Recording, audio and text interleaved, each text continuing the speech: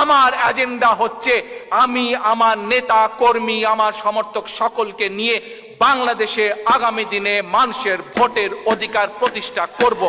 যে ভোট তোমরা দিতে পারোনি, আমি আজ আমার দলের একজন রাজনৈতিক কর্মী হিসাবে সমগ্র দেশের মানুষের কাছে আজ প্রতিজ্ঞা করতে চাই, তরুণ প্রজন্ম তোমাদের কাছে আমি পরিষ্কারভাবে তুলে বলতে চাই, কারণ তোমরা আজ তরুণ প্রজন্ম, তোমাদেরকে এই দেশের দায়িত্ব নিতে হবে দুদিন পরে। কাজে তোমরা যদি রাজনৈতিকভাবে ইন্টারেস্টেড না হও, রাজনীতি তোমাদের করতে বলছি না, কিন্তু তোমাদেরকে তোমাদের দেশের প্রতি দায়িত্ব আছে, তোমাদের দেশের প্রতি কর্তব্য আছে। কারণ আজ যদি তোমরা তোমাদের কর্তব্য সঠিকভাবে সম্পন্ন করতে না পারো, সঠিকভাবে দায়িত্ব পালন করতে না পারো, তাহলে পরশুদিন তোমাদেরকেই ভুক্তভোগী হতে হবে, তোমাদেরকেই ভুক্তভোগী হতে হবে। কাজেই আজ আমি বলতে চাই, এই যে এখানে একজন বক্তা বলে গিয়েছিলেন যে এজেন্ডা, ইয়েস, আমার এজেন্ডা হচ্ছে আমি আমার নেতা কর্মী আমার সমর্থক সকলকে নিয়ে বাংলাদেশে আগামী দিনে মানুষের ভোটের